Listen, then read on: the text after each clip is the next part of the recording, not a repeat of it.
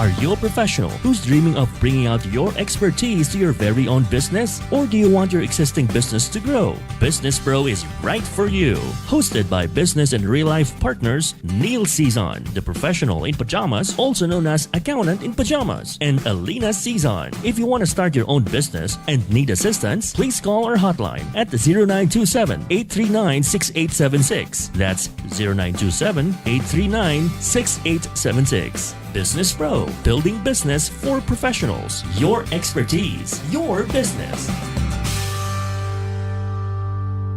Magandang gabi Reviews sa and ating lahat ng opinions mga tagapakinig. This is Neil Cizon. And Alina Cizon. We are the professionals in pajamas, also known as accountant in pajamas. Magandang gabi sa ating lahat ng mga tagapakinig. Magandang gabi sa ating mga listeners dyan sa abroad. At This saka, is Business Pro, building business for professionals. Your expertise, your business here at B81 Radio. Tama? yes, so magandang gabi uli sa ating mga nakikinig ngayon dyan sa V81 apps at saka yung mga naka-tune in sa V81 live sa Facebook Live at saka Facebook Live ng Business Pro. So, Oo. naka-Facebook. Uy, babatiin natin yung mga sumali sa ating heroic run ng I Love My Country noong November 10. November 10, nung Saturday lang to, last week, Saturday, no? last Saturday. So, nagta-thank you din tayo sa V81 Radio. Sobrang grabe ng suporta ng V81 sa atin. Pinadala yung kanilang isa sa Pinakamagaling mga DJ. isa sa kaya magagaling naman kasi sila lahat. So pinadala sa atin doon para mag-host si Papa Tolets. Oo, lilibrehin ako niyan mamaya. Siya pang naglibre, no? Anyway, ang ating topic ngayong gabi ay Foundation to Financial Greatness. Abay. Yes, napakagandang topic niyan kasi hindi lang sa atin, sa personal natin, pati rin sa ating business. So kahit yung mga nakikinig natin diyan sa abroad, lalong-lalo na mga nakikinig diyan sa abroad, yung mga ano natin diyan, yung mga kayamanan natin, instead na hawak-hawak nila or pangbibili lang nila ng kotse o kaya gadgets, baka pwedeng sa future naman nila, sa retirement, sa savings, ilagay. This is an extraordinary topic coming from our heroes of this country. Parang Parang may ano ka pa, may ano yun, nung hangover ka pa ng ating heroic run. Hindi. Kasi ang Business Pro naman, Oo. ang vision natin, together with professionals of the future, is extraordinary and heroic. Professional kaya pala and Filipinos. nakukonect mo pa doon. Actually, yan ang program ng I Love My Country last Saturday nga nag-ano tayo. Talagang ikaw, nakatapos ka ng 5 kilometers. Nakatapos ako eh. Sabi ko, nang matapos na ako, sabi nila, sir, tapos ka na. Sabi ko, oo, yun lang ba yun? Wala nang iba? Hindi, ang sa akin nga, nakaano lang ako kasi dapat 13 ka laps yun, 13 ka ikot ng Amoranto, ano ba yung tawag? Sports complex. Yung oval. Naka-10 lang ako. Kasi nung 10 na, sabi ko, parang wala nang masyadong tao. Wala na akong kasabayan at saka medyo mainit na. So, huminto na ako sa mga. Pero galit na kasi galit wala na akong kasama. Parang lahat ata nandoon na nanonood Tapos na sila. ng program, kumakain na, nandun na, kasali na sa raffle. Pero Ako na lang ang natitira, sabi ko, sana kung may kasabayan pa ako, matatapos ko yun. Kasi wala na. Importante pala pag sumali ka sa fun run at heroic run ng next year, magdala ka talaga ng kasama na kasabay mo siya hanggang matapos. Kasi pag kiniwan mo kasi ako eh. Actually, galit na galit ako sa mga cameraman. Di ba nakakalat sa oval yun? Oo. Ngayon, pag tumatakbo ako, hindi ako pinipicturean or binibidyoan. Pag naglalakad ako, saka ako binibidyoan. Sabi ko, nako, baka bukas wala na kayong trabaho. Bakit niyo binibidyoan na naglalakad? So, ganon. Ito pa sa heroic run natin, meron tayong mga 70, 80 plus years old na mga tumakbo na mga senior citizens. Ito pala sila, talagang mga runner itong mga seniors na to, na nakasabayan ko yung isa. Sabi ko, lolo, nakailan na ho kayo? Kasi yung may rubber band na inaano, every time nakakarating ka doon sa starting line. Sabi niya, nakasyam na ako. Tapos binilang ko yung sa akin. 82 years old yun Nakapito pa lang ako na love. Sabi ko, Mahiya-hiya ka nakakahiya naman to kay Lolo. Mas mabilis pala siya sa akin. O sige, balikan natin ang ating topic ngayong gabi ay Foundation to Financial Greatness.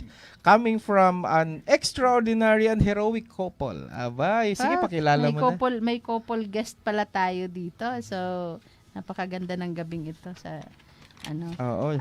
So ang ating guest, napakagagaling talaga nito. Tama yung kanilang combination sa kanilang business. Kasi yung isa ay teka lang. Ang isa sa kanila ay ang husband is BS Math. Oy, gustong-gusto ko to, BS Mathematics. Dito ba yung yung Doremi? Oo. Ayun ba yun? BS Mathematics sa UP Diliman. Aba, UP Diliman lang naman. UP lang. At saka BS Math lang yun. Oh, alam ko, quota course ito eh. Parang BS Math lang naman eh. Napakagaling yung gano'n, no? Yung iba nga may allergy na sa Ito mathematics. yung may mga potential na maging scientist eh. Ano ba yun? Oo. BS Math tapos magiging scientist. Ang layo nun, no? Hindi yun Kinocompute totoo. nila lahat yun. O, sige. Oo. Sige, ang isa naman, ang kapartner niya, di ba? Ang kanyang wife, ang kanyang napakagandang wife ay BA Philosophy. Ay, magkakaintindihan to sila. Kaya Magkakaintindihan. pala. Philosophy Ang isa, mathematics, philosophy. Every time na magsasalita, 3 to square root of 39. Sasagot yung isa, according to Aristotle. Diba? Sa rin pala ito siya sa UP Diliman. Oy, next year, tina-target natin yung ating heroic run sa UP Diliman. UP Diliman. Hopefully matulungan tayo ng mga organization sa UP Diliman na doon tayo mag-heroic run sa loob ng Sige. Ang kanilang background, sila ay registered financial planner or consultant and real estate planner. Ayan, ikaw na nga mag-introduce. Oo. Si Karil Gallardo Esguera. Parang mga artista to, no? Alam ko lang is artista to eh. Karil at saka Esguera. Artista yan eh. And then si Edric Don Esguera. Magandang gabi, Edric and Karil. Ano to isang don at saka isang artista. Napakaganda. Good evening, Edric and Karil. Good evening. Good Yan. evening po, Sir Neil and Miss Alina. Yan, Edric, yung boses mo. Good evening po, Sir Neil, Miss Alina, at good evening rin sa ating mga taga-pakinig. Ayan, talagang kanina tinitipid mo yung boses mo. Yung pala, maganda pala, buo, Pang DJ. Pang DJ, pero alam ko pag mga base mathematics, medyo reserve eh. Di ba? Parang tulad ko. Bakit base mathematics ka ba? Sige, anyway, ang ating topic ngayong gabi ay Foundation to Financial Greatness, and para sa ating mga listeners na nakikinig, dito natin itatanong sa kanila kung paano tayo mag-ipon, Can you explain more kung anong mga pag-uusapan natin ngayong gabi? Yes, Kuya Neil, Sis Alina. Financial planning po yung parang pinaka-pag-uusapan natin ngayong gabi. At financial planning is napakalawak po na topic niyan, no? We have different aspects in our lives na kailangan nating pagplanuhan, especially financially. And each one of us have different situations, each one of us have different goals and dreams in life. So, that is why very personal ang ginagawa nating financial planning, especially with the people that we meet. At parang it's like building a house.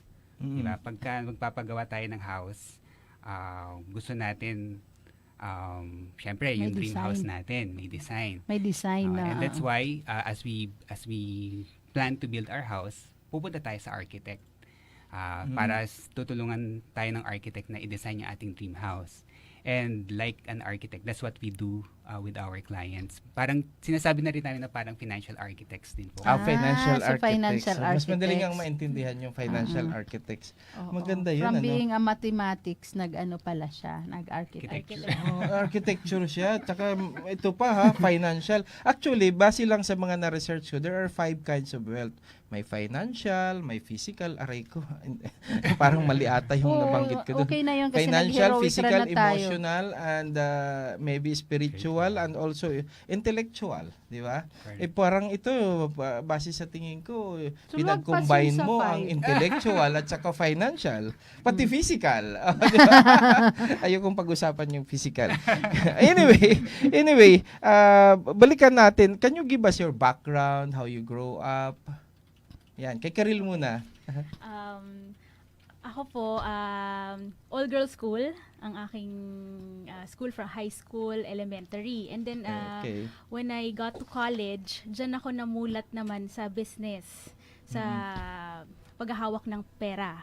Okay, so because of that, yung interest ko sa finances and everything, dyan na nag-grow. And luckily, na-meet ko rin si Edric na ganun din yung background. That's why, sabi ko nga swak na swak yung aming tandem.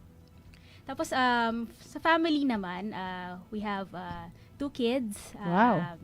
2 boys, 13 and 12 years old. Napakabata pa nila para magkaroon ng 13. So yan, oo.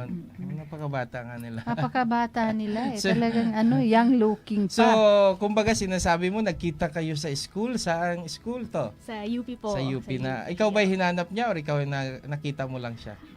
Sa ROTC kami nagkita. Actually, diba? Nag-ROTC ba yung mga babae doon?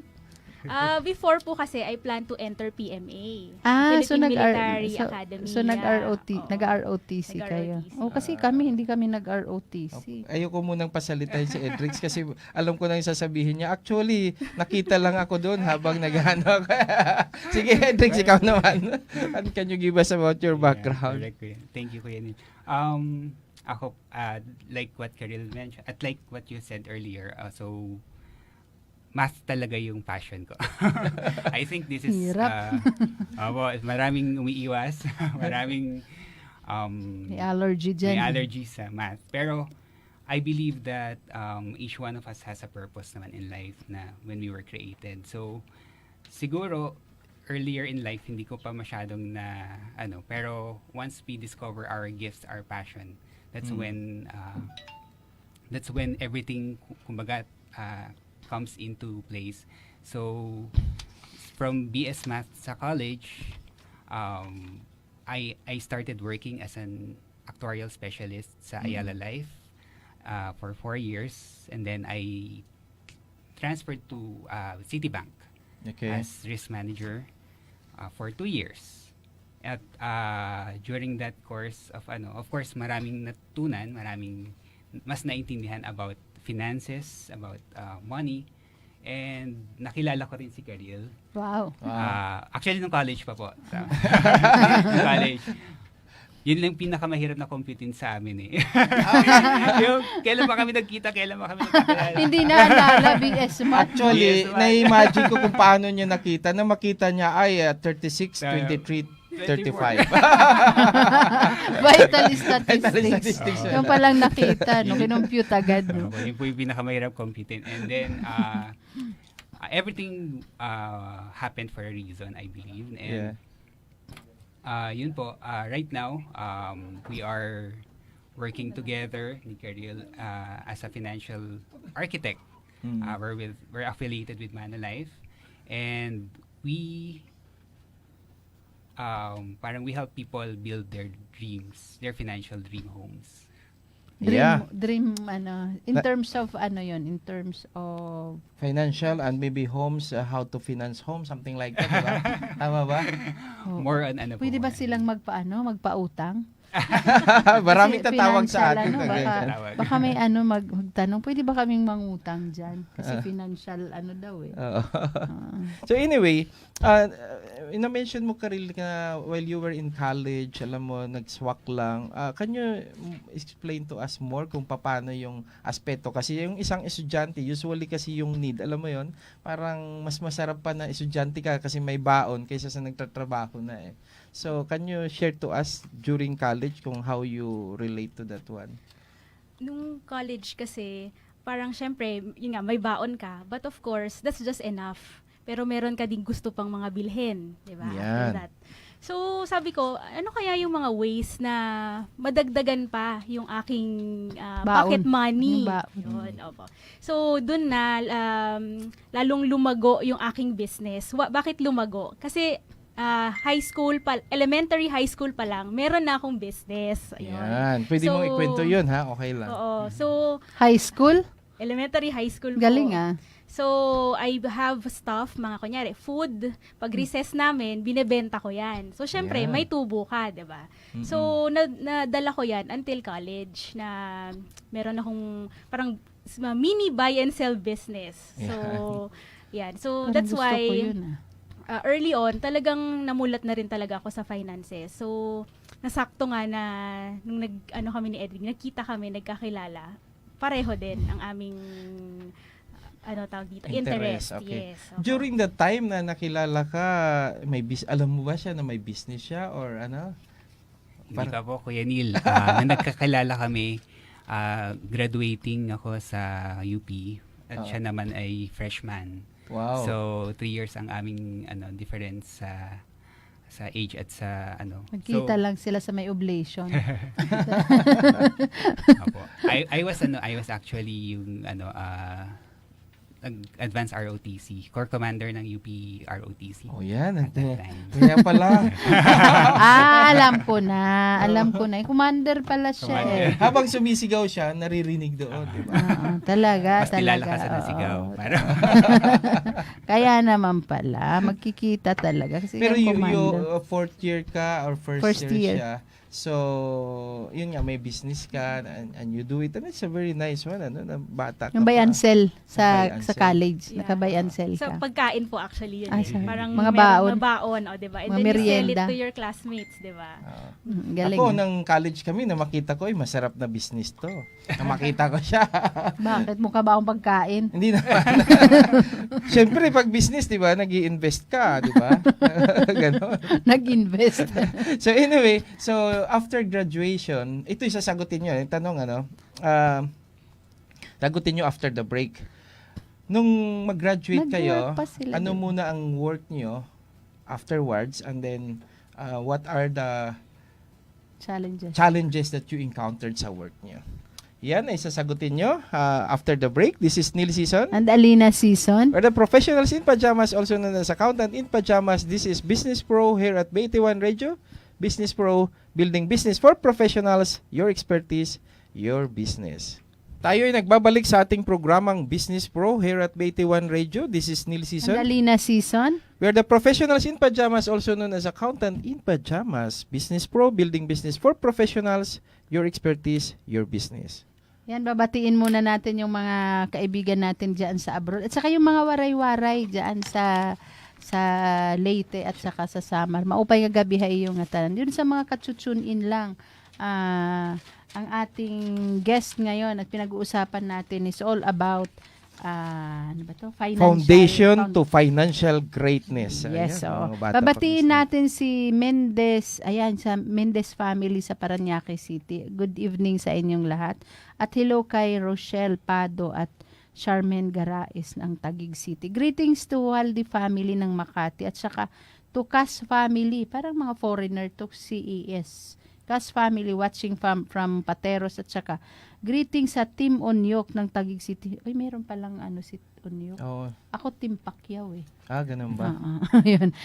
Hi sa SK family ng Martinez del 96 Pateros. Ay, galing ah. Pang-ano siguro ito? Ano ito, SK family? Pinapalala ko lang sa ating mga listeners na ang Business Pro ay tumutulong sa mga professionals and mga individuals na gustong mag-business. Alam naman namin na magaling kayo, magaling tayo sa ating expertise. However, medyo pag mag-start na tayo ng business, saan tayo mag-umpisa? So, yan. Diyan tayo pumapasok. Paano mo ba natin sila matulungan? Ayan, sa ano lang yan, sa business registration at saka consultancy doon sa accounting side, pwede nating matulungan sila. At saka yung sa mga back office, lahat ng back office pati sa IT. At saka doon sa mga naman sa mga gustong lumaki agad yung business, yung ganun, pwede sila makipag-affiliate sa atin sa Morse Roland. Ang Morse Roland ay isang international organization. Ita-tie up nyo lang yung yung company nyo sa amin, yun pwede natin matulungan na lumaki agad yung business. Okay, balikan na natin ang ating extraordinaryong at heroic na mga guest, si Karil and Edrix. Okay, ano na nga bang tanong natin sa kanila? Ano, pagkatapos mag-graduation, ano ang ginawa nila other than nag-asawa agad sila? Joke lang yun. Sige, Edrix. Apo. So after graduation, of course, nakita ko nga si Karil. Pero more than that, I entered yung actuarial field. So I worked as an actuarial specialist po sa Ayala Life. It was 2002. So my plan then was to be an actuary. One of the few yung mga professionals natin na Napakahirap niyan eh. Oo, kasi business mathematics. Mira, nakikita ko yung actuarial report, diba, ginagamit naming mga accountant yung Yes. actuarial valuation para sa retirement plan. ng company. Talagang ang tinatandaan ko lang doon yung mga dulo-dulo lang eh, kasi hindi ko maintindihan yung mga assumptions doon. Paano ba nila nakakam up ito? Pero paano mo Sobrang masasabi galing yung naman actuary in layman's? Kaya mo ba explain? Kaya ba para sa nakikinig? Para sa nakikinig natin Basta mga... po nung time na yon puro numero ang kaharap ko. Day in, day out, numero. Pero nung sa Ayala Life po, I was with actuarial research, product development, and product support. So, kami po yung mga gumagawa ng insurance products because Ayala Life is an insurance company. Kami rin yung Magko-compute. nagko-compute po kung magkano yung babayaran, magkano yung In the magiging future. benefit. Yes. Galing. And kami rin po yung nagsusupport sa mga existing policy owners noon sa insurance. Kumbaga, medyo talagang yung exposure ko sa insurance business, talagang doon po nagsimula. At after naman sa Ayala Life, I moved to Citibank. Citibank is a credit card company bank na I was one of the risk officers. So, iba naman pong roles, collections, fraud, and policy management yung hinandle ko po at that time. Kumbaga sa umpisa, naging work mo is more on the computations, yung mga technical details. Yung hindi gumawa ng natin alam produkto. i-compute.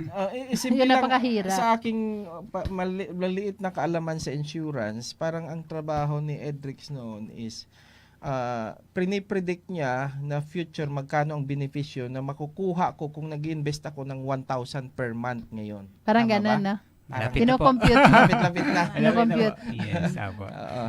Ayun. So, may mga challenges ka bang na-encounter while you were working?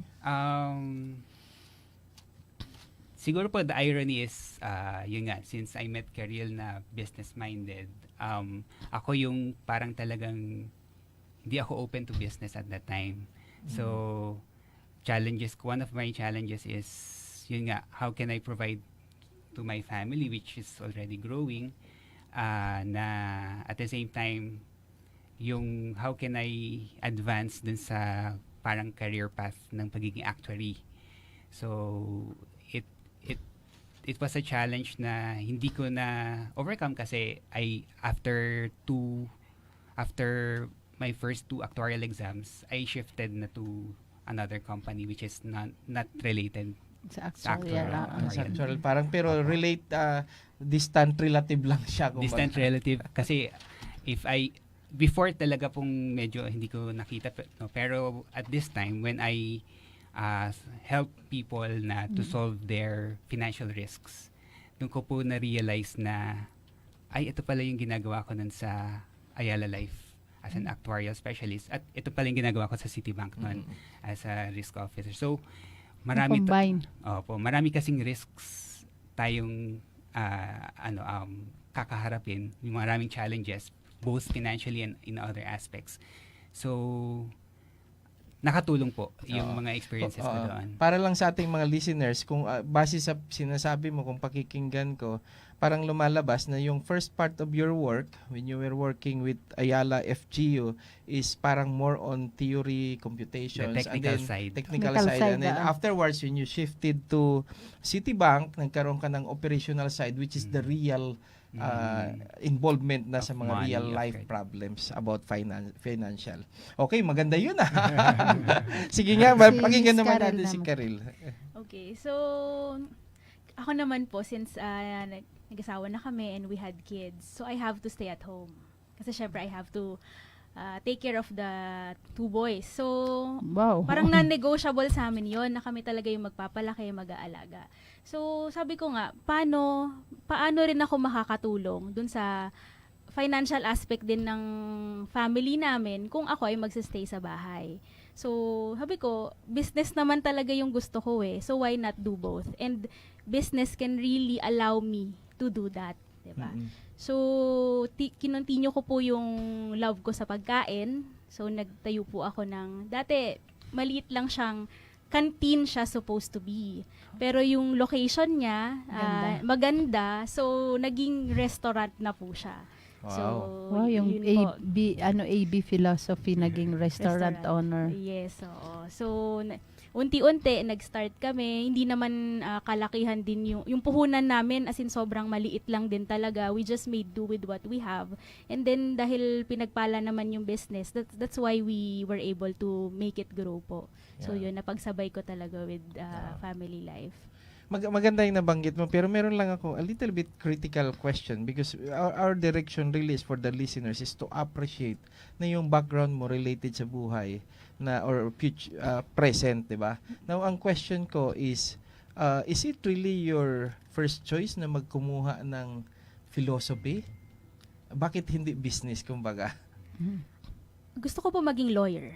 Ah. That's why philosophy. Yes. Pwede pa naman. Oo. Pwede pa rin. But of course, syempre, 'di ba, marami rin naman tayong interest na gusto mo maging ganito, lawyer, pero interested din talaga ako sa business. Kasi early pa lang talaga nagkakaroon na ako ng ideas na how do you make your money grow or how can I dagdagan ba yung baon ko. Parang doon siya nag-start Ayan po. Yun, napakagandang inputs yun yung paano madagdagan yung baon. Dapat na yun ang mga bata, no? Mayroon silang desire to increase their baon. Kasi ako noon, Para maging nanghihingi ako sa negosyante katabi yung ko bata. Kasi noon po, mahilig ako magbasa. Gusto ko bumili ng mga libro, pero Wala kang syempre, pambili. kulang, 'di ba? So, anong gagawin ko? And yan po talaga yung May extra income dapat Yes, correct. para pambili ng ng luho. O ganun. Yes no? po. Okay, so yung work nyo ngayon, yung business nyo ngayon is more on how do you help? See, for example, ako ngayon, I need a help about financial ano yung services na na-offer niyo? Okay. So, here po kasi, ang paniniwala namin is the onset na magkaroon ka na ng trabaho, meron ka ng income, dapat talaga may plano ka na kung saan mo siya dadalhin. So, usually, pag tayo lang, yung personal lang, 'di ba? Ang una mong gagawin is yung mga luho or yung mga things na hindi mo pa Gadget. nakukuha before, yun yung una mong pinaglalaanan, 'di ba? So here, this financial services that we have, you can think of us as your coach, your financial architect, kasi we need po talaga na i-lay down muna kung saan natin paglalaanan ng lahat bago natin ubusin. Or pwede rin na too late na, 'di ba? Kung sakalang natin ma-realize 'to. Napakagandang inputs yan kasi kahit ako guilty pag nakasweldo ako diretso yung tinitingnan ko may bagong iPhone. 'Di ba? Parang sarap bumili. 'Di ba? Pero may bili ka ba? Hindi kasi siguradong dalawang mabibili ko Pag bumili ako nito, manghihingi ka na naman. Joke Kaya hindi lang. ka na lang bumibili. Pero meron, babalik lang ako doon. Si Edric, paano naman siya kasi nag-resign na siya doon sa work. Paano ka naman na-encourage na mag-set up na, mag full-time na din kagaya ni Karil? Ironically, BS Math ako. Pero at that time, while I was still working as an employee, nahirapan ako mag-compute sa finances namin. Ang galing-galing mo sa iba. Opo. Okay, that's good. So, one of my realization back then, syempre po running na yung restaurant business ni Karil was, yung kinikita niya in one day, yun yung kita ko, yun yung sweldo ko in 1 month. Ba, ang lakas pala si Karil kumita.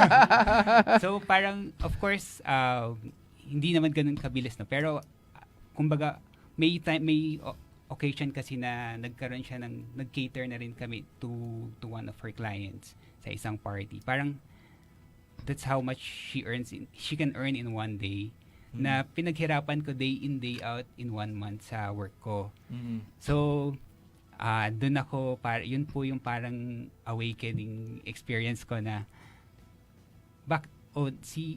yung wife ko nag-business at kaya niyang magkumita ng ganong kalaki, while ako, tapos hindi ko siya matulungan kasi nga I'm a regular employee. Hindi ka naman nagsisisi na na nag-mathematics ka. Actually, medyo po nung time na yan, naisip ko bakit ba ako nag-BS Math. Pero really, yun nga, as I mentioned earlier, parang may reason kung bakit nangyari yan. So, syempre, medyo being an employee, I struggled when I left employment and joined her sa business full time. Okay. I struggled kasi I had to unlearn many things na and I had to Saka restaurant yun eh. Corporate Corporate culture. from- Sige nga. it's very different. Oo. Sige, paki-emphasize nga kung mayroon kong top 3 na struggles, ano yun? I think one is Okay lang naman, hindi ka naman inano ni Karil. Just joke lang. siguro po yung actually one is yung pagiging very conservative because of my work, na of course you have to manage risk, you have to compute yung future value ng mga Kinumpute din dun sa restaurant. Oo, parang napaka-conservative ko noon na hindi pwedeng magkamal, hindi pwedeng hindi dapat eksakto. But what I learned when I joined her sa business is you learn more if you make mistakes. If you allow yourself to explore opportunities, nung time rin na yan, struggle ko rin yung pag makita yung opportunity sa isang situation or sa isang business. Parang anong mapapala mo diyan? Yung ako yung number 1 na niya na Critic. critic sa kanya while she was running the restaurant business. But yun po, when I realized na that's how business works. Syempre, part of me talagang nahirapan pa rin na mag-shift, mag-adjust dahil sa ako sa Service. day in and day out computer ang kaharap ko, while sa business mga tao ang kaharap mo. Customers. Real customers, yes. Buti naman, hindi sinabi sa'yo. Ako na nga lang dyan bantayan mga bata.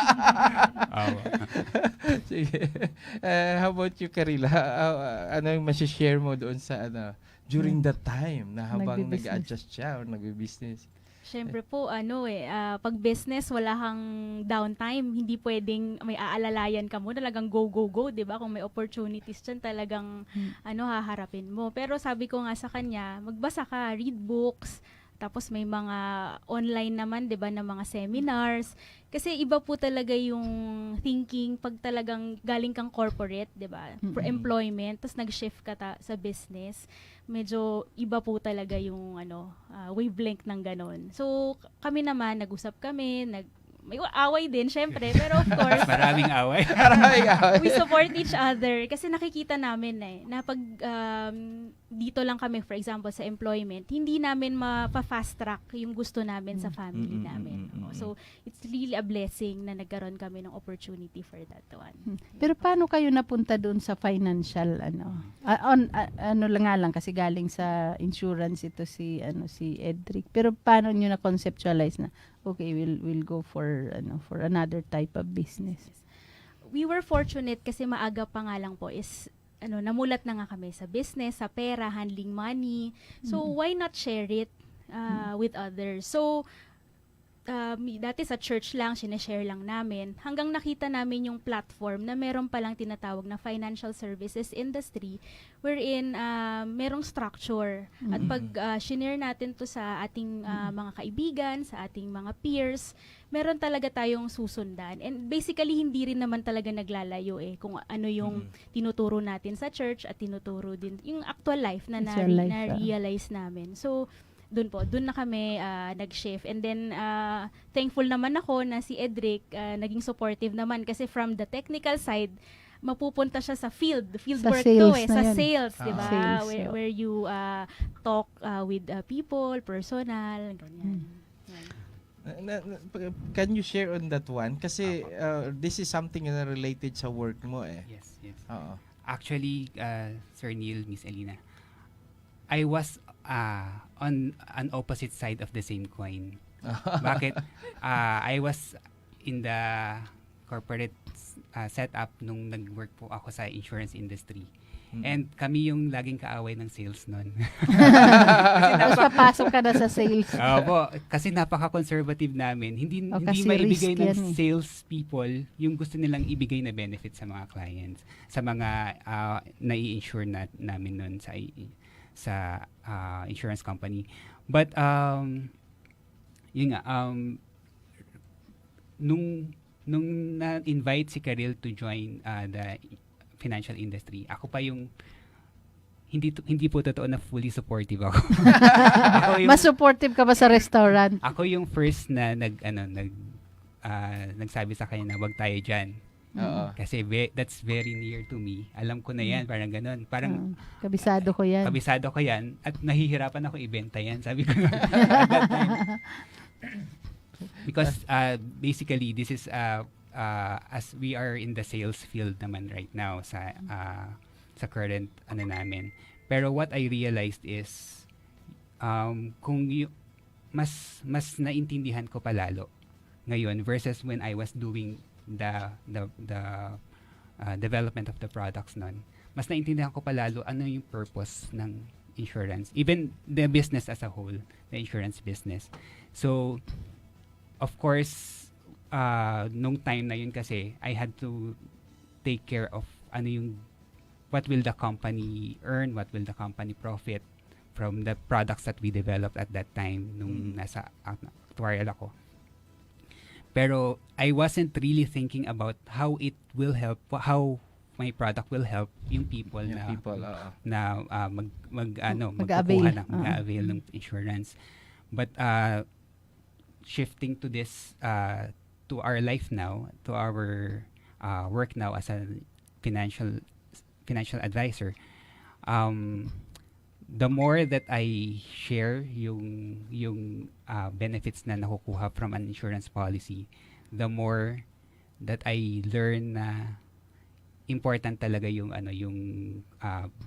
kailangan ng tao, whatever aspect in life that they have, whatever area in their life, they need to plan for their future. Yeah.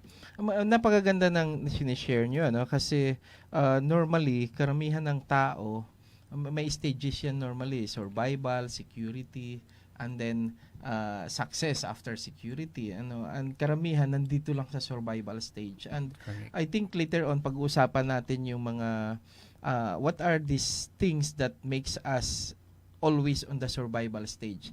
Pero bago yan, gusto kong itanong, which is sasagutin nyo after the break is, paano, kasi sabi mo kanina, parang ikaw ang ng humindi. I think ang nakakita ng opportunity is si Karil, di ba? Paano nyo ni-reconcile yun, di ba? So, yan ay sasagutin nyo after the break. This is Neil Season. Andalina Season. We're the professionals in pajamas, also known as accountant in pajamas. This is Business Pro here at BT1 Radio. Business Pro, building business for professionals. Your expertise, your business.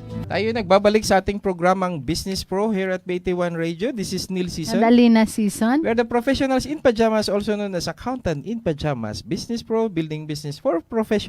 Your expertise, your business. Napakaganda ng topic natin, no? Ang dami natin pag-greetings dito. I-greet ko lang ito sa Team Ambagan. Parang nag-aano to, nagiinuman ba to? Kailangan mag-ambag-ambag. Kasi Team Ambagan, kay Paul, kay Daisy, kay Paula. Paula pala. Kilala ko tong mga to eh. Mukhang nag-aambagan to para sa ano eh. Inumin eh.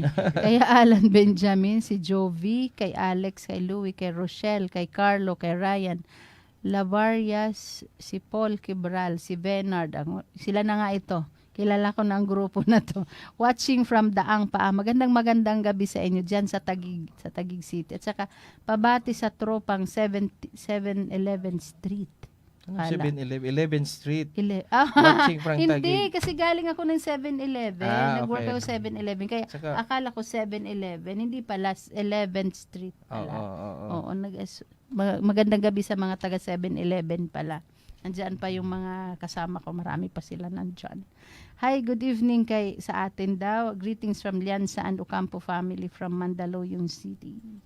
And then, great evening to our guests and to the host. Pag-greet po kami dito sa Winnipeg, Canada. Wow. Wow, Uy, lumabot good na evening sa mga taga Canada. No? How are you there? Good morning ba Oo. ngayon or good evening? Alam mo, gustong-gusto ko sa Canada. Ay, bakit? Kasi maraming Canadians. Canadian. Oo nga, no? Joke.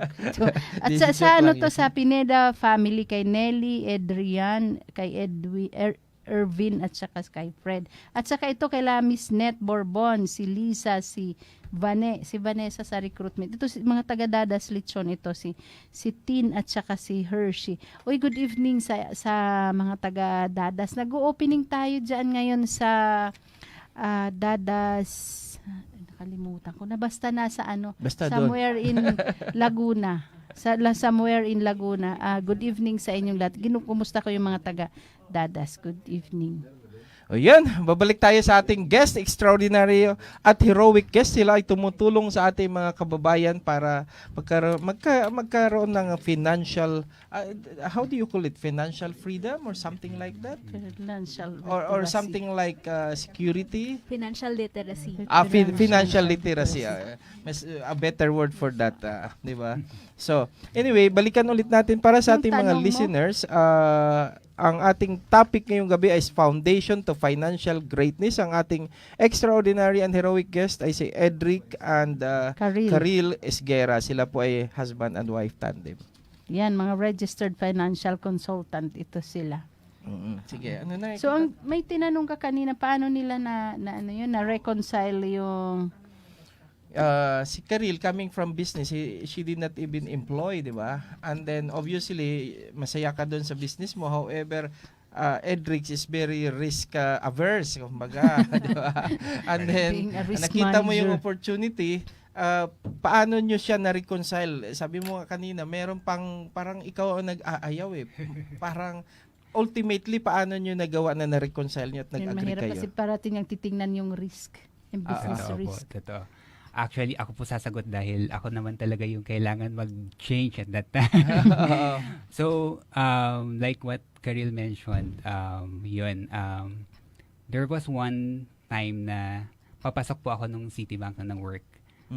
I decided to commute kasi medyo napagod na ako siguro mag-drive at that time. I picked up a book na nakita ko sa house. Opposite to Karil, ako po hindi nagbabasa ng libro. Siguro 2-3 libro lang na basa ko during my studying years. Ikaw may binasa ka rin. Lapang ka sa akin, ako isa lang.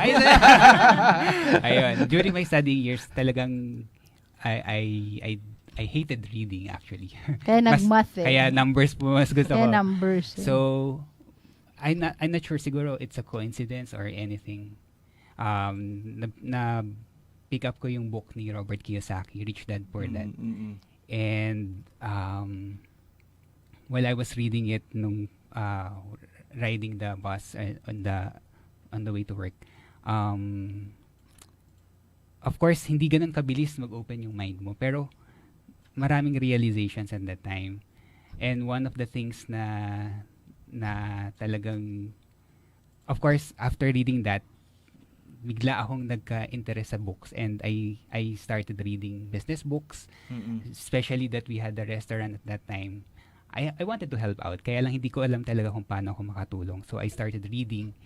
And the first lesson I've learned is I have to unlearn things na I studied for ilang years, both in school and at work. Oo. I have to unlearn these things, yun nga, para hindi ko siya mahinder to seeing the opportunities that Karil saw at that time.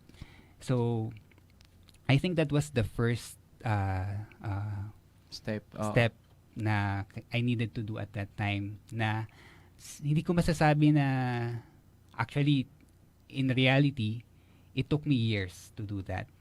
It took me years to do that and to be here where I am. Parang I haven't pictured myself that time na I'm doing business, talking to people, sharing these financial literacy to other people and helping people do financial planning. I didn't see myself even in my dreams siguro way before. So that was the parang life-changing moment talaga for me. At siguro being the commander at home. Ako hanggang sa ROTC lang ako commander. But I was forced to do it. I even nagulat nga siya when I decided to resign sa Citibank noon. Parang Full time. and go full time sa business. I wanted to help her out talaga and to help build our business. And siya yung nagtaka pa siya. Ano, magre-resign ka na? Sigurado ka ba dyan? Siya na ngayon ang baliktad. Oh, yeah. Sigurado ka ba dyan, manghuhugas ka dito ng plato, ha? Magluluto ka pag hindi Magsaserve. pumasok yung cook. Opo. Pag hindi, waiter ka pag walang pumasok na waiter, ha? Sure ka ba Opo. dyan? But way back then, talagang sabi nga dun sa books na nabasa ko, if you decide on something, you should cut off all other plan Bs. There's no turning back. If you decide to do it, so, nag-resign ako. Sige nga, ano naman ang support na na siguro in a way na during the transition period. So, hinahayaan ko lang po siya nga na magbasa, tsaka mag-online seminar.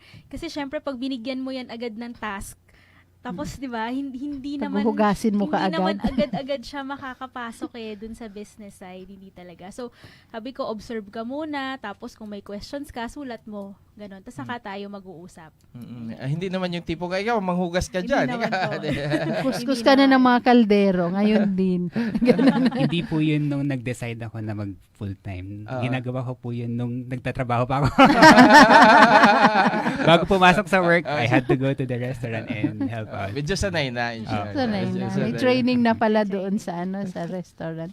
Gusto kong buntahan na yung yung sa financial planning. Ano specific doon sa sa paano kayo makakatulong doon lalo na sa mga nakikinig sa atin na mga OFW kasi mga yung sila yung talagang hindi ko naman sinasabi na yung mga may malalaki lang yung kita ang mag-financial planning kasi ang belief ko kasi malaki o maliit yung kita dapat talaga mag-financial planning kasi kami nag-financial planning din kami tayo RFC. registered financial advisor din kami ni Neil although before we're connected with another insurance company so hindi lang namin natututukan yan so more or less we know also yung financial And mind you yung mga accountants hindi ganun kagaling sa financial planning. So, yeah. magaling kasi tayo mag-compute ng pera ng iba. Ayan. Kasi nga, di ba po, ang background namin is business. So, most people would ask us, paano ba magsimula? Sa business. Gusto ko rin ng ganyan. Gusto ko rin ng extra income. Yan yung mga usual na tinatanong sa amin. Kaya nga pag nung naging part na kami ng financial services, nagkaroon na kami ng structure on how to answer that. Kasi alam naman natin na hindi dahil merong kang capital ngayon at naisipan mo mag-business, diretso na. Hindi naman po ganun, right? So, financial literacy and financial planning is really a plan.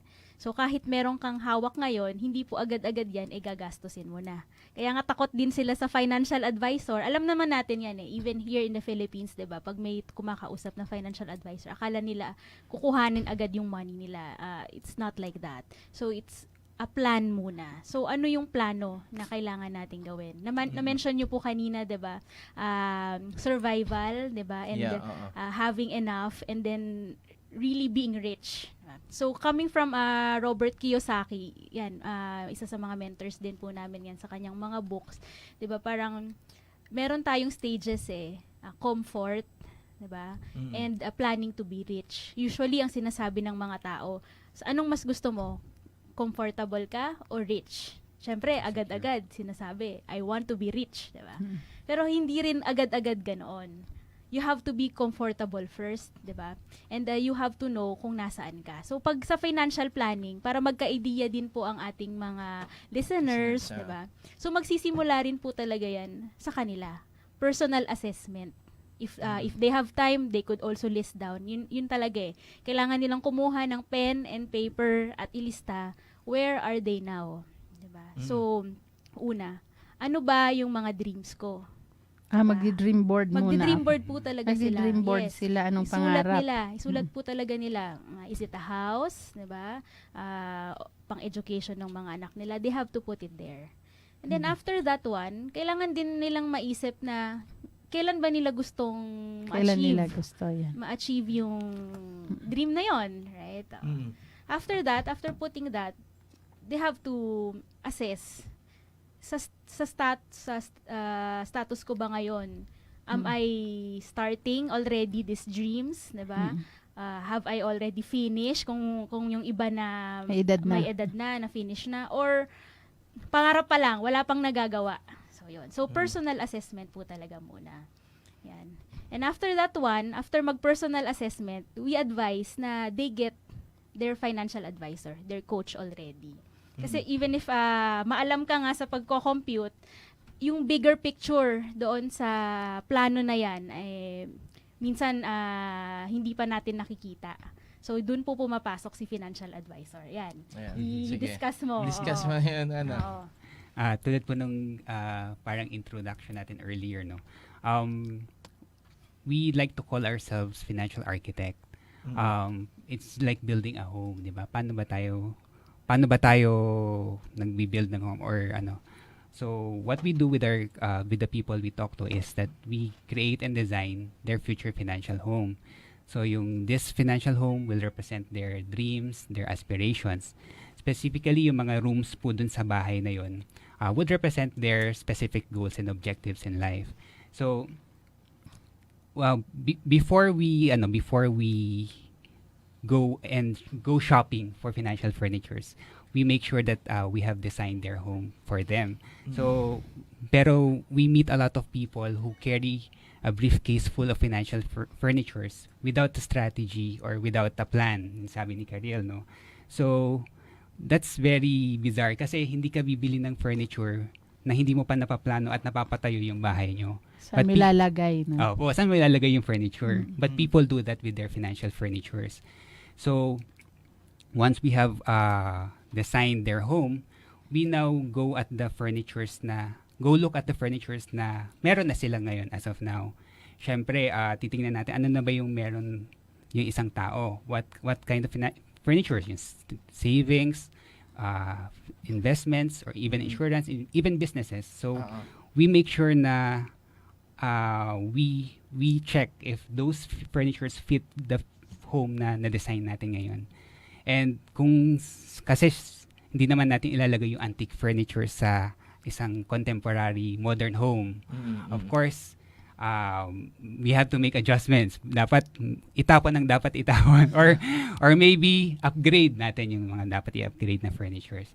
So, and just like yung maintenance na isang house, to keep it in good shape, in good condition, we work with our clients throughout their lives to see if their furniture is still fit. Baka po mamaya meron ng kailangan mag-upgrade ng furniture, or maybe they should move homes because their lives have changed, or baka kailangan mag-build ng extension sa bahay kasi lumalaki yung pamilya or lumalaki yung negosyo. All those sorts. So, or baka kailangan ng refurnishing, baka kailangan ng magdagdag ng additional furnitures para to answer to the current needs ng ating client. Yeah. So, it's then that kumbaga different aspects of life. Yung nga sabi natin, kung may specific goals or objectives, yun yung parang i-fit natin dun sa plano na Plano gagawin nila. natin. So parang sinasabi nyo, which is I do believe tama yon, is from the time pa lang na nagtatrabaho ka, kahit first time pa lang nag-work, because you have income, and then you grow, as you grow, tumataas yung ano, parang kung ano yung capacity mo or anong design ng bahay mo, yun Yes. yung bibilihin mong mga furniture, yung nabanggit mo, which is Yes. kung i-relate natin sa financial, kung ang kaya ng pera mo is ito lang, tapos nagsaswak doon sa budget mo, yun lang ang anuhin mo, bilhin. Correct. And then as you go along, maghahanap ka ng paano ka pa ngayon may increase ang iyong income or what. But I would like to put caution lang na ang thinking kasi ng iba, kaya medyo ayoko lang ma-disillusion yung ibang tao kasi akala nila na ang ultimate solution is business. Which is, I do not agree na business ka agad para lumaki ang pera ko Yes. business. In fact, sa business, the risk is very high, and I do Very agree high. with you na itong way, paraan na pagdaan sa Nagsisave lang to. financial literacy is the best and actually risk averse, and it's basically how most people should do it. Correct po. Oo. Kasi Yun may muna. principles po tayo na fina-follow, especially when we do financial management, financial planning. One of the things na na-mention natin kanina is yung hierarchy of financial needs, like yung survivability, security, having savings or comfortable life, and then being financially free, sabi nga natin kanina. So each level or each point of life nun, iba-iba po yung mga financial needs natin, iba-iba yung mga goals natin. Oo. Yun yung gusto kong itanong. Gusto kong i-actual natin mamaya. Kunyari, ito yung sweldo. Based on your experience, ano? Kasi marami talagang OFW, karoon ng pera, biglang bumili ng bahay, etc. Correct. Yung pala, Correct. hindi nila kailangan. Oo. So, yung ganun. Anyway, tayo magbabalik. Sagutin nyo yan after ng break, ano? This is Neil Season. Ang dali na season. We are the professionals in pajamas, also known as accountant in pajamas. This is Business Pro here at 21 Radio. Business Pro, building business for professionals, your expertise, your business. Tayo ay nagbabalik sa ating programang Business Pro here at 21 Radio. Business Pro, building business for professionals, your expertise, your business. Yes, binabati ko yung ating kaibigan, parating nanonood yun sa atin, yung sina Lani Lagera Lagera. at saka si Dennis, yung husband niya sa Canberra, Australia. Canberra. Yan. Canberra ba yan? Ba't tumunog yun? Oo. Good evening sa inyong dalawa dyan, Lani. Yung after nitong interview natin kay Karil at saka Edric, meron tayong PUF segment, yung Professionals of the Future segment. Ang ating guest ay si Arvin Yambot, Senior Tax... Yambot. Arvin Yambot, isang napaka-extraordinary na Senior Tax Manager. Napakaganda ng buhay niya, istorya, kwento ng buhay, napaka-inspiring. Inspiring. So, manood sila after yung mga ano natin. Okay, balikan natin. Wala ka naman na magbabatiin dyan? Ayan. Balikan natin ang ating guest na si Edric and Karil Esguera. Sila po ay registered financial consultant and registered estate planner, and they consider themselves as financial architects. Ang sarap, Yes. no? Gusto ko yung ganun, financial architects. Maraming pera eh. Ang daming pera. Andun ang pera.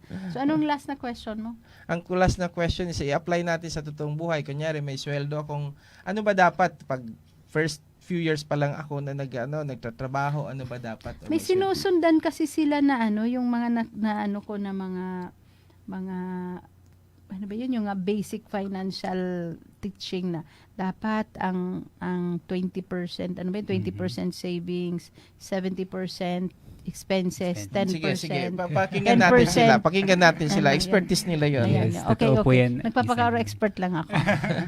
Tama po yan, Miss Alina. No? One of the homes that we build financially is yung personal or family financial home natin. So, in building our personal or family home, financial home, we follow certain concepts or ideas which we should follow. Kumbaga, ito na talaga yung parang foundation ng when you build your personal finances. We will start with paying yourself first. Yan, Ayan. paying yourself first na from your earnings, from your income, you deduct your savings first. Then 20%. 20% usually. Or actually may formula po yan, we'll discuss later. we actually deduct yung tithes or charity pala first. Oo. That's part of paying yourself first, and then your savings to pay yourself first. And before you pay off yung mga expenses or yung mga ibang yung expenses natin. That's what we follow, yung prosperity formula, which is 10, 20, 70. In that specific order, Kuya. Ate. 10, 20, Yes. 70. 10, Okay. 20. O mauna talaga yung Apo. yung LO, yung love offering Love natin for offering. the Lord. Yes, So yes. 10, 20, 70. Yes, Oo. you give your first 10% back to God Mm. as your tithe love offering or charity work. Mm. You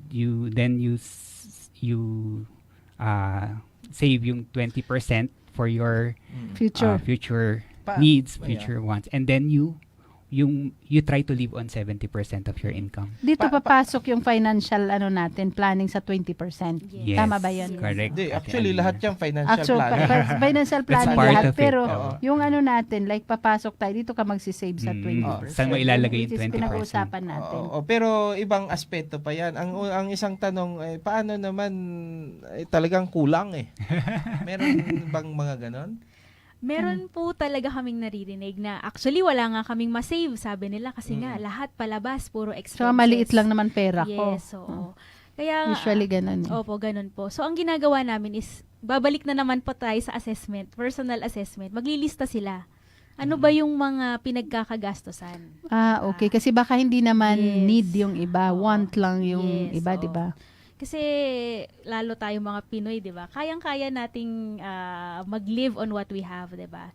But if you see it, pag nakalista 'yan, nakikita mo kung saan mo talaga siya dinadala, mas magkakaroon ka ng idea kung totoo nga bang kulang or just enough, pero kung saan-saan ko lang siya ginagamit. Parang Oo. sinasabi mo, isulat mo dito Yes. saan ka nagla-lunch. O parati ka Yes. palang lunch out eh.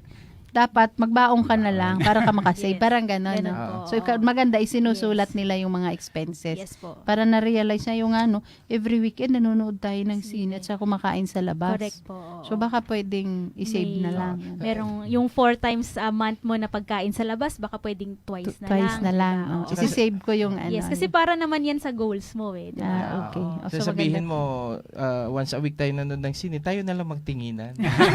Ang sweet pa.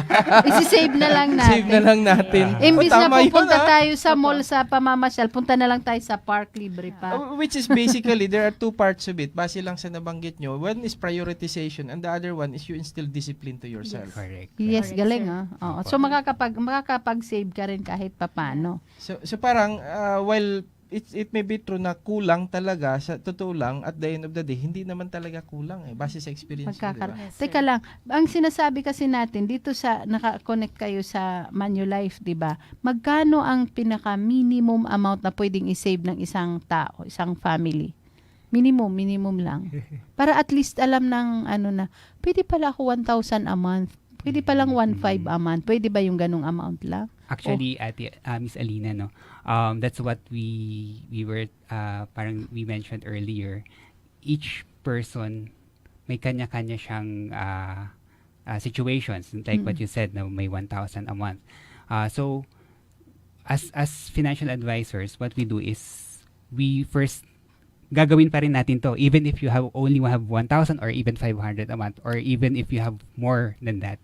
We need to To see yung yung plan natin bago tayo mag-advise kumuha ng financial furniture. And it depends po kasi talaga. It's very, kumbaga very personal talaga yung bawat financial plan na gagawin galing natin. pala na. So, Sige, go sorry po. Ayan. So, basically, if siguro po naisip nyo na siguro yung 20% ko yun yung 1,000 na sinasabi ni Ate Alina. Sa saan ko dadalhin yun? Saan ko siya lalagay? Meron mga basic financial needs that one person should have. Basically, ito po yung income protection, education planning, retirement planning, Yeah, retirement. living with old age or impaired health, tsaka fund So may accumulation. ganon.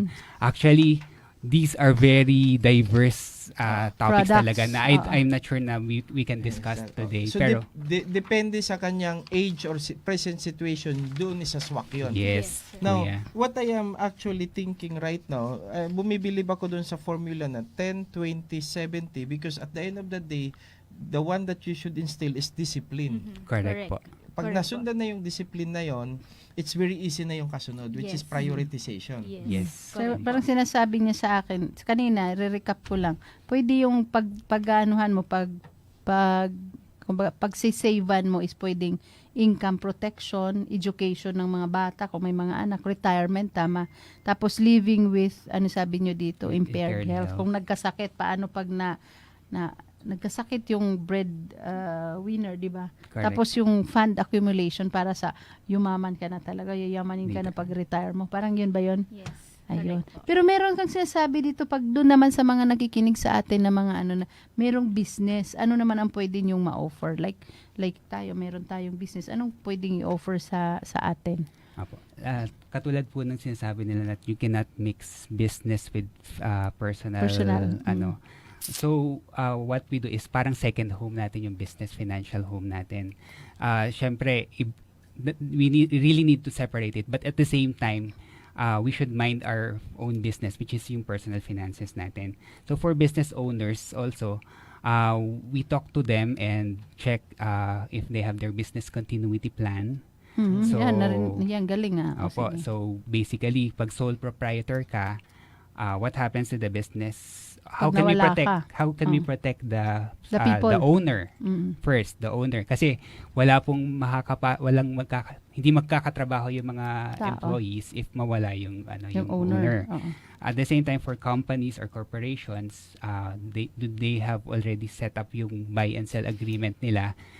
This will be very medyo complex idea siya, pero Ginagawa ito on our eh. part, yeah, especially yung mga family-owned businesses, corporate, family corporations, of course, they need also, we need to protect the corporation or the business na itinayo ng family nila. Oo, para mag-continue to, no? Pag nawala yung Pag owners. nawala At saka yung owners. meron kayong key person insurance. Ito yung mga key man, no? Correct, Mga keyman correct. insurance, Mga very tsaka- important people sa business ng isang tao. Mga Mga senior executive, mga executives, executive, yes, yeah. opo. So we should protect them as well because they are an asset to the company. Yeah, okay. Yung employee benefits naman, ito yung mga group insurance, mga Correct credit po. life. So, Correct. interested actually ako nito. Kaya lang kulang tayo sa time. At saka, Correct. lalong-lalo na itong company retirement plan. Opo. Yan, Kasi we are governed by law, yung Retirement Act natin. Na we need to provide RA 7641. yes, we need to provide retirement benefits to our employees. Yan, So, no? interested siya sa retirement. Ako, hindi pa ako kasi retiring. Ay, pero Kuya Neil, there are people na actually there are companies who do retirement seminars dun sa mga pa-retire na empleyado. Pero what they find out at the end of the seminar is that kailan ba sila dapat nag-start ng retirement planning? It is on the day that they got the job. On their first day in their job. They should have done their retirement planning. Kasi when you do retirement planning dun sa mga pa-retire na, it's too late for them. Yeah, Wala too nang late. tatanggap na insurance. Tama. Mahal na masyado ang Tama premium. siya. Saka po yung isa-save nyo, konti na lang yung time. Kasi ang isa ring important secret dyan sa Time pag-save is time. Time, yeah. Kahit ang laki pa nung isa-save mo, pero maliit na lang yung time na iipunin mo yan, talo pa rin. Versus dun sa nagsimula ng maaga kahit maliit. Kahit yung mga actually yung mga anak namin may mga insurance, maliliit pa yung insurance. That's good. Siguro by the time na magsipag-graduate ito ng college, malalaki na yung pera. How much more hanggang mag-retire sila? Yes. Malalaki na, maliliit pa sila. Hindi yung mga naman insurance kasama plan. sa retirement plan na yung magtumaya sa loto. Ha? Hindi siya option. Hindi siya option. Hindi siya option.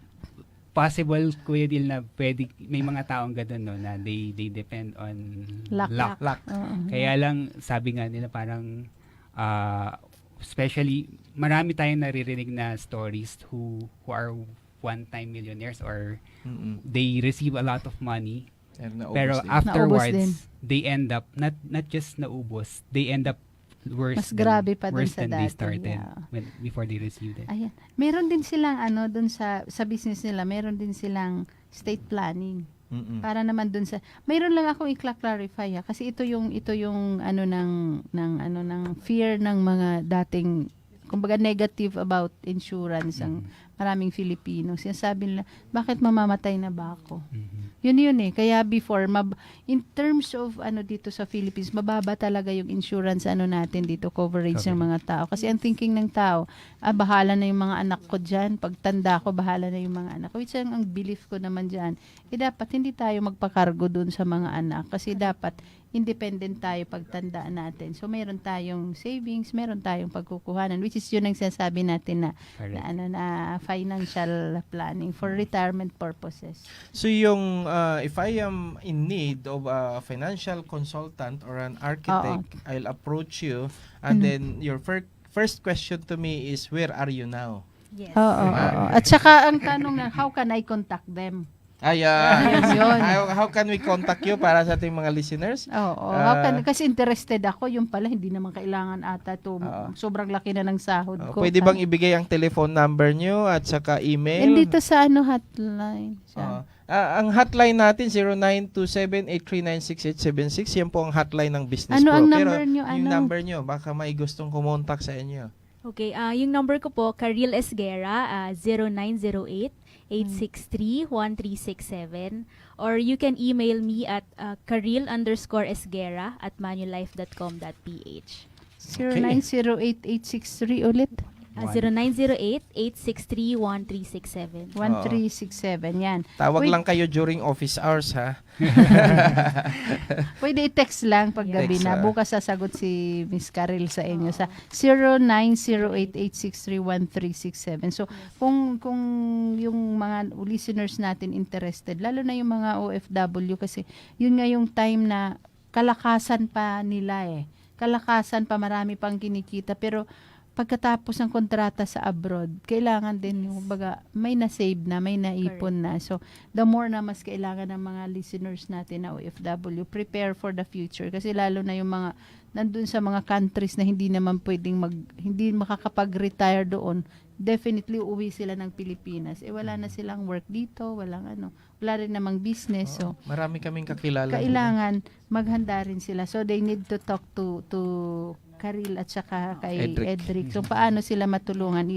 Meron silang makakausap nila yung mga expert sa financial planning at saka mga financial architects talaga ito sila. Ito ba, if just for the knowledge and sa ating mga listeners, ito ba may babayad ba kaagad sa inyo? Everything? Oo nga. Gusto kong iklaro yun, baka matakot nung tumawag sa inyo. Actually, here kasi in the Philippines, iba yung practice natin from abroad. Sa abroad kasi, para tayo, magbabayad po talaga tayo. Kasi pag mag-sit down na to that's discuss. consultancy agad-agad. Pero here, ang practice po namin, yung first meeting namin, kami na bahala. Oh, diba? yeah. Yes. So, kasi nga, ano naman to exploratory. Mag-uusap lang muna tayo. And, syempre, pag-uusap na yun, confidential. Kasi personal naman. Yun po ang mapapromise namin sa mga client namin na whatever will be discussed is kaming dalawa lang, confidential. And then, we will just lay out kung where are they now, ano yung mga plans nila. Wala tong product, wala tong kukuha agad ng pera kasi that's the common understanding po ng kukuhanan sila agad. May credit. Oo. Parang yung iba, hindi naman sa nila lahat. May credit card ka ba?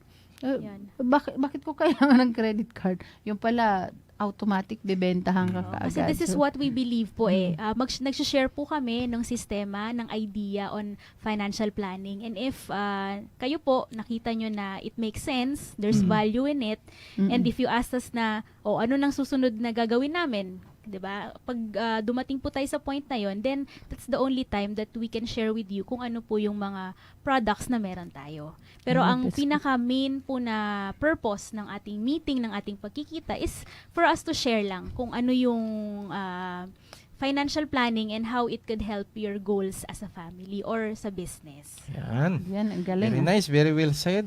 Gusto ko ang idagdag, Edrix. Ayun po. Last. I think na banggit na nga ni Karil almost everything, no.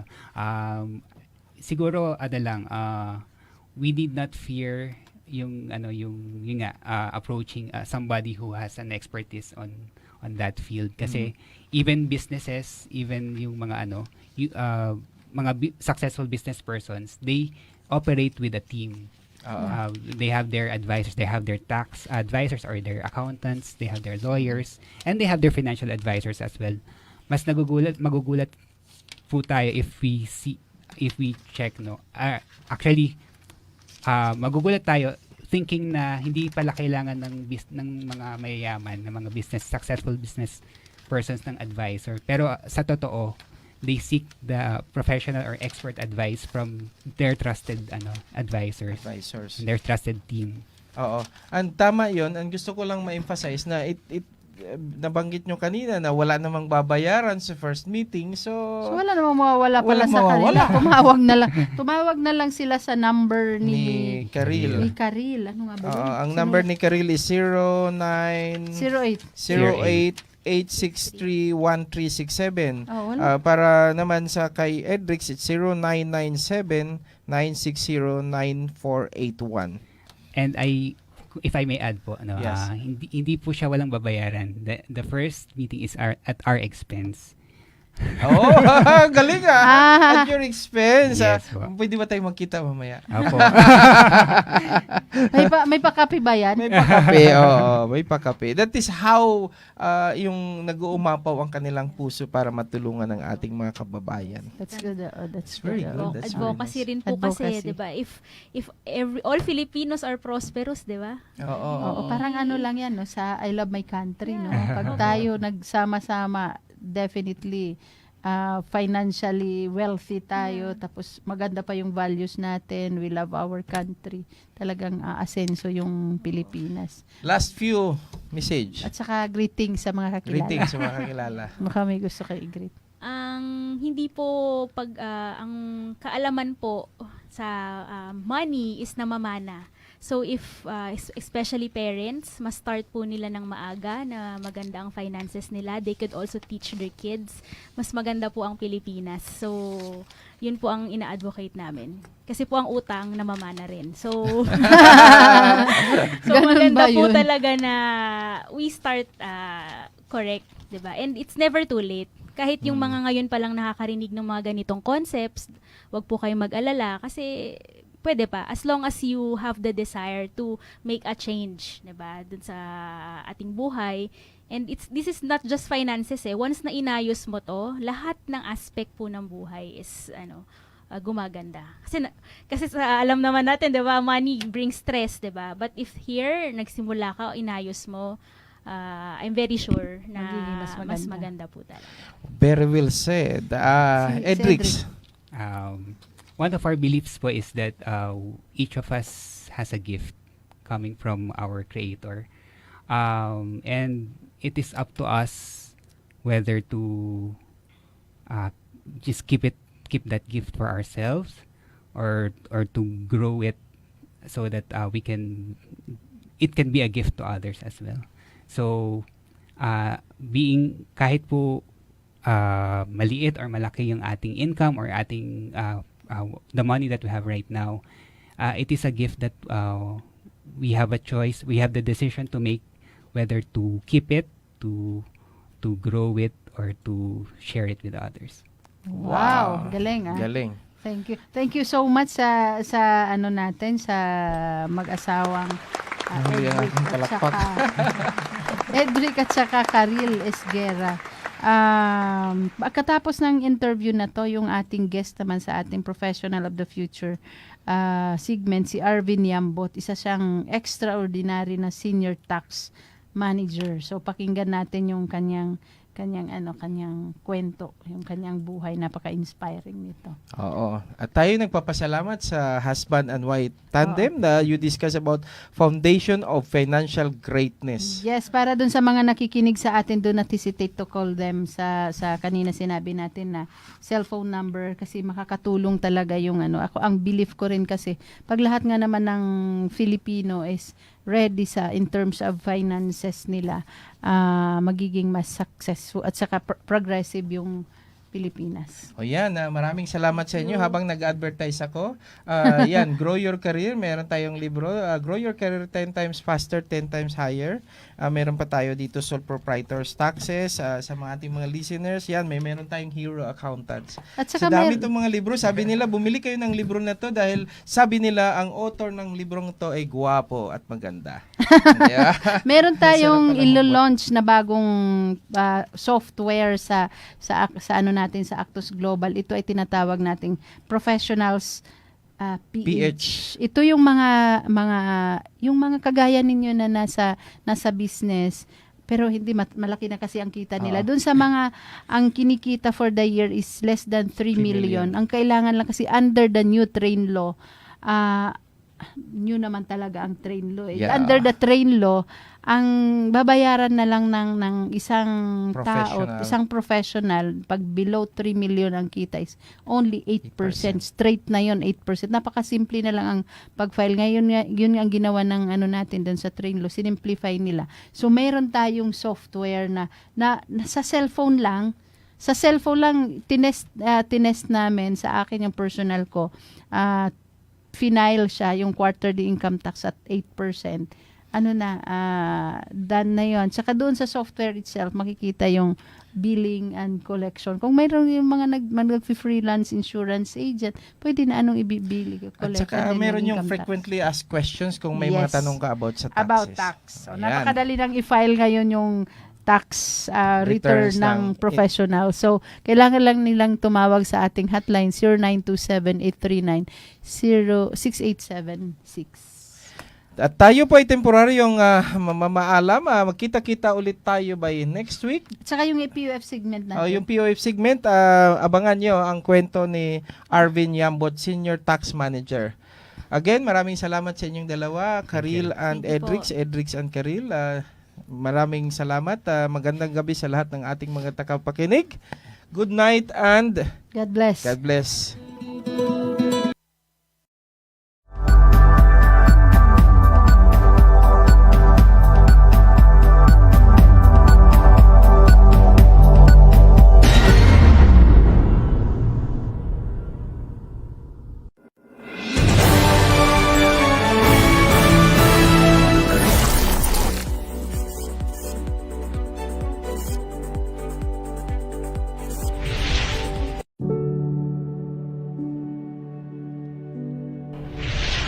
My mom is a stay-at-home mom. My father is a tricycle driver. So as you would imagine, family income is very low. I'm the third child. Apat kami. So I'm the third. At that time, we already had one of my kuyas studying in college. So private din. So as you would imagine, the resources are very low. I graduated high school with honors. I was a consistent top dean's lister. So she didn't want to mess with my education. Even pag uwi ko sa bahay, wala kaming gagawin na hainan na lang ng pagkain and diretso mag-aaral. So she wanted really me to focus on it. And it paid off. I graduated with Latin honors. And I think, You were small, so... so I graduated summa cum laude. And it was through the efforts of my mom. Really trying hard. At the end of every semester, when we would start tuition fee, maghahagilap na agad siya ng tuition ko for ano. So it was really a struggle, but we were able to push for it.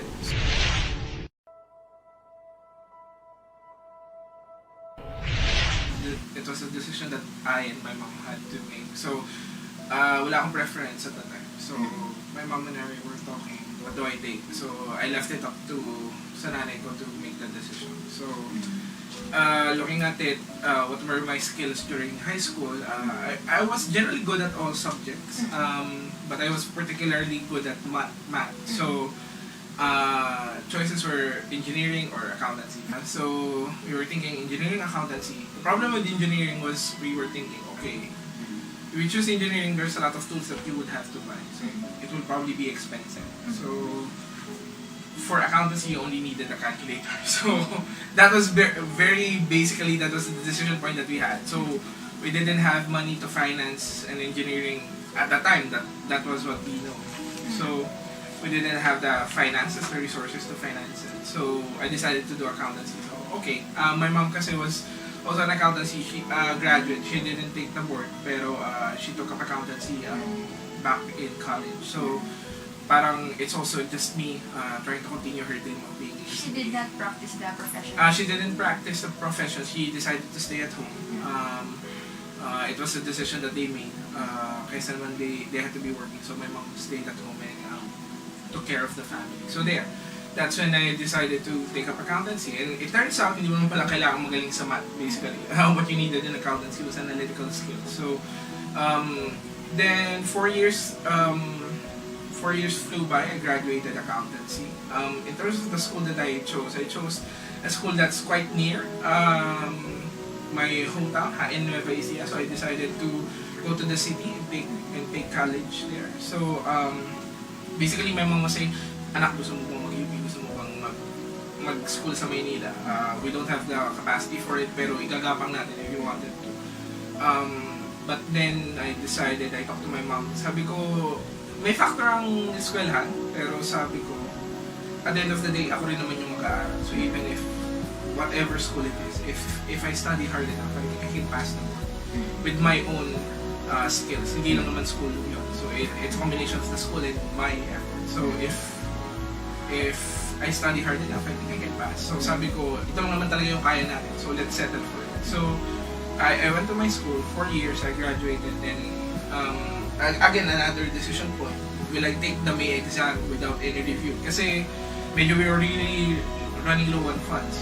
So kaya ko bang i-finance yung review. I talked to my myself, take ko na yung May, let's try. So sabi ko, sabi ng mom ko, hindi, huwag kang mag-take ng May, baka bumagsak ka. I need to get you to a place where at least kaya mo. So we decided to take the review.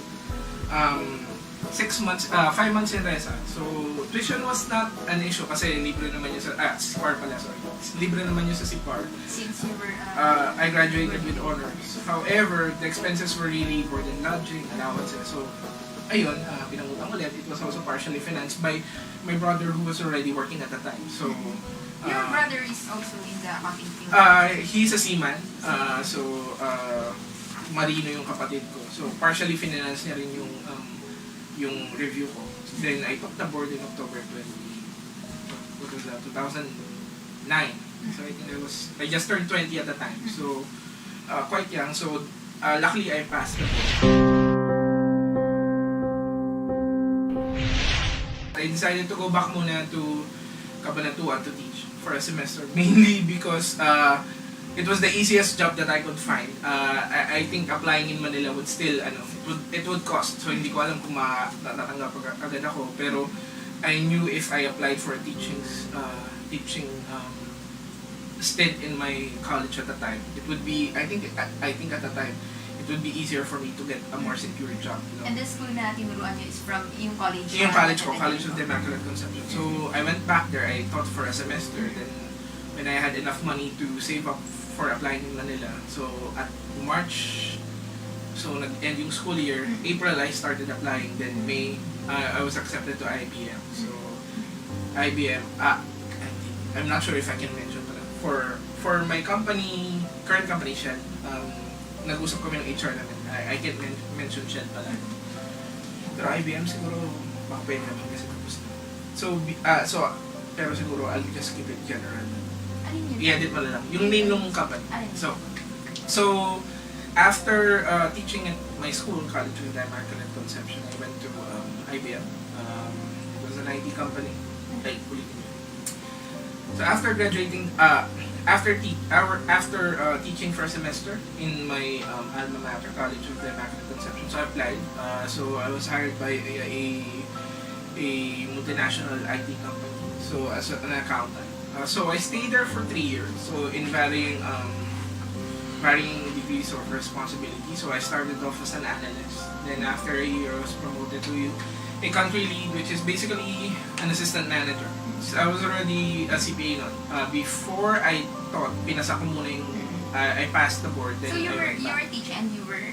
I was teaching, then after teaching for a semester, I went to Manila. Yeah. I reviewed, then passed the board, then I went back to CIC to teach for a semester. Okay. Then after teaching, I applied for a private company here in Manila. So I decided, again, it was another decision point. Do I go to the Big Four, SGV, Pero story of my life. It was again financially motivated move to start and go with a private company because in terms of financial remuneration it was bigger compared to the big four audit firm. So there. So I started in IBM. So for the first year I was an analyst, and after a year I was moved to a assistant manager post. Then at the end of that, I was already promoted. At the end of another year, I was promoted to another managerial. It's a supervisory role already. However, I was more into the training piece of IBM. Because my current role at that company, the IT company, was mainly because it was a training role. So because I had a background in teaching in college, so they decided to promote me to a role that handled training and assessment, so onboarding of the new hires of the department that I had. It was around 50 to 100 people at a time. So at first it was fun. However, I decided I think I should be learning more. At that time, I was already teaching what was our process, what do we do, how we do it. So, but at the end of the day, I was learning a lot in terms of facilitating, speaking to people. However, I wanted to learn more hardcore accounting skills, so hardcore whatever it is. So then an opening came with my current company. It was a multinational energy company. It was in tax. So I decided, okay, I want to apply.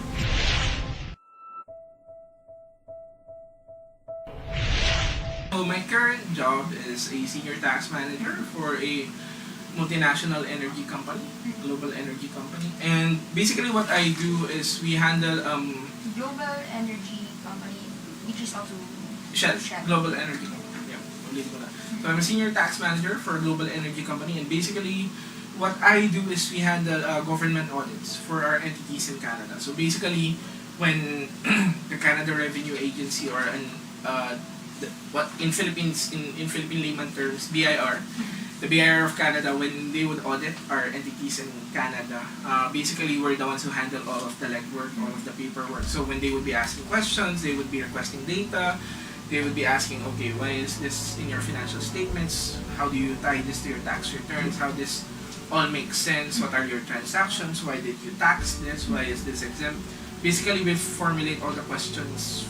We formulate all the answers to those questions. So I'm managing a team of 4 senior specialists, so we work on those audits and we provide the responses to our onshore counterparts who in turn provide them to the auditors. So there would be instances that we would talk to the auditors to discuss taxation, taxability of the transactions, and defend my company's position.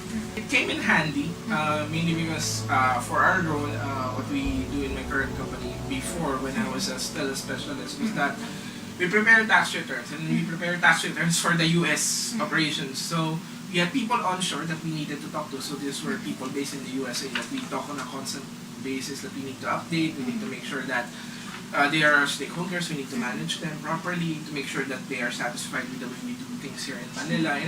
And communication is very important, especially in operations wherein there's physical distance.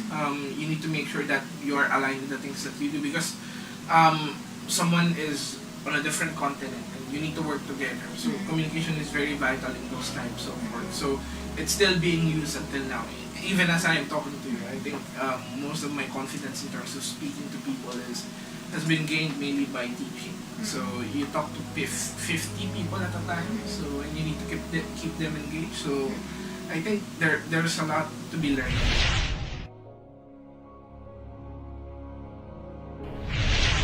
I think it's been the successful migration of my team. I think in terms of complexity of the job that we do, tax is already a very complex process. So many companies don't migrate their tax operations here in Manila. In terms of migration, you would usually see call center operations being migrated, payables migrated, credit operations being migrated. It's one of the first jobs to go.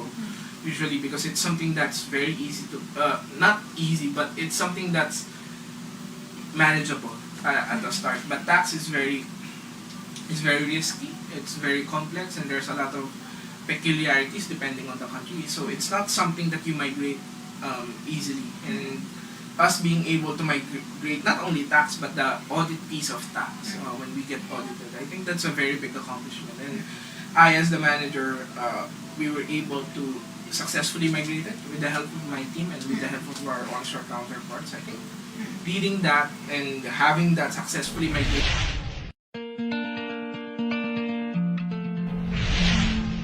I think it was when I joined my current company. When I was preparing tax returns, it was a turning point for me because it was very difficult. It was a U.S. operation, so you're preparing tax returns for U.S. operations, and it was not easy because it's U.S. taxation. It was never taught in college. You had to learn it from the ground up. It was difficult. The operations were really large, and you have to beat your deadlines on a monthly basis. So on a monthly basis, you need to rush in. It's millions of dollars in the line. If you don't file it on time, the company will pay millions of dollars in taxes and penalties, and that difficulty. But at the end of it, there's a sense of satisfaction that yes, I filed it, and I know exactly what I am doing to help my company, for my company. And I think that was a turning point for me. That I was very passionate about doing my job because there's a very great sense of satisfaction of overcoming that difficulty at the end of the month, and that's when I fell in love with that. So it was very satisfying. There's a sense of satisfaction at the end of every month of filing the tax return, even though it's very difficult, and knowing that one, you're helping your company to be tax compliant, and also two, you're also helping the economy into which you're paying your taxes, correct?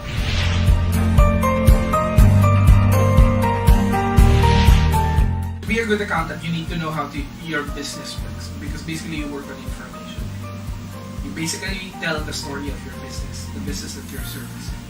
And I think as an accountant, it's very important for us to know how our business works. And for people who are for a small company, it's very easy to know how your business works, how your business makes money. But for a company as big as mine, it's not that easy. So what I do daily is to make sure that I read news articles about the oil industry, the energy industry, know what's happening, and to be informed, and to be well informed about what's happening in the industry that I'm working in. And I think that's very important for you, because even though sometimes it feels like the news information that you're reading feels so far from what you're doing. For example, I'm doing tax. It may be too far to read on why crude prices are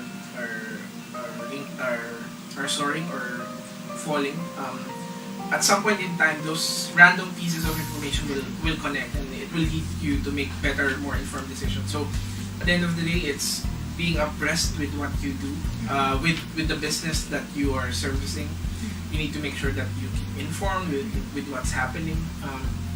Also, you need to make sure that, for example, for me, I took up CGMA, CIMA, and it's one of the things that I made sure that I'm still up to date with the accounting profession. So I think it's very important that we are conscious. We don't rest on just because we have the CPA license. That's enough. There's still a lot of skills to be learned. There's a wide variety of just in the private sector. You could be in tax, you could be in credit, you could be in payables. There's so much to learn out there that there's no excuse for you not to educate yourself.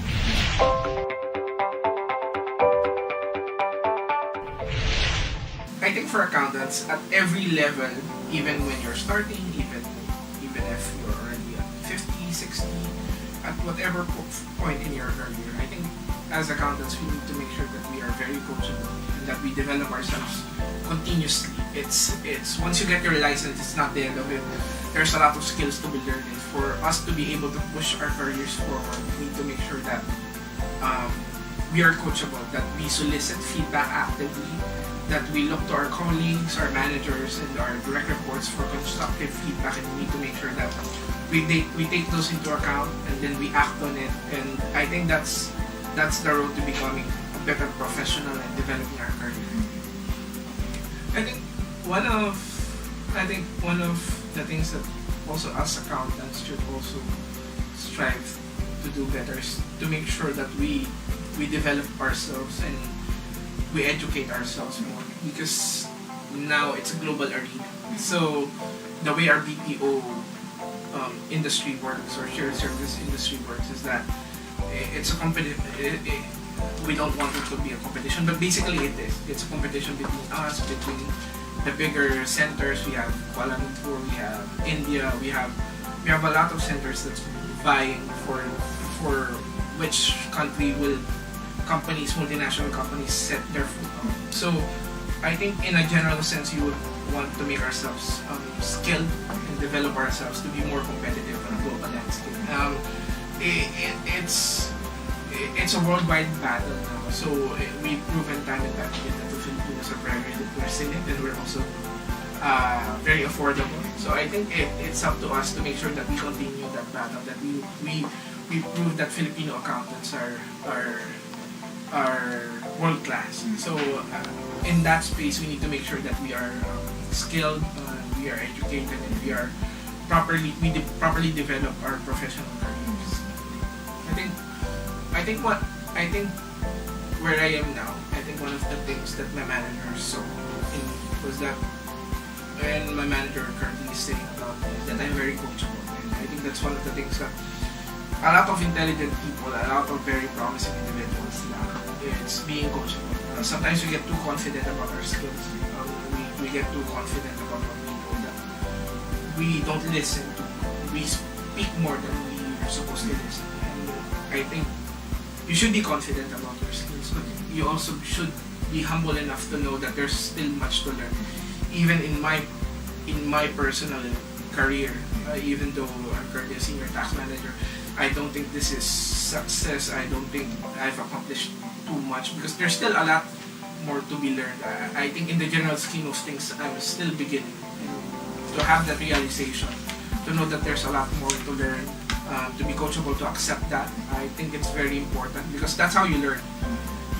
When you're coachable, when you accept feedback, constructive criticism, that's the way you move forward. That's the way you develop yourself. And when you listen to people who know more, and you start to have those mentoring relationships, that's when you start to push your career forward. And I think it's one of the things that many people do not have, to have that ability, and even at any stage of your career, whether you're starting, whether you're at your 50s, retiring, there's still a lot to learn from people who are above you or below you. So listen to their stories, listen to their feedback, what they say about you, and improve yourself based on that.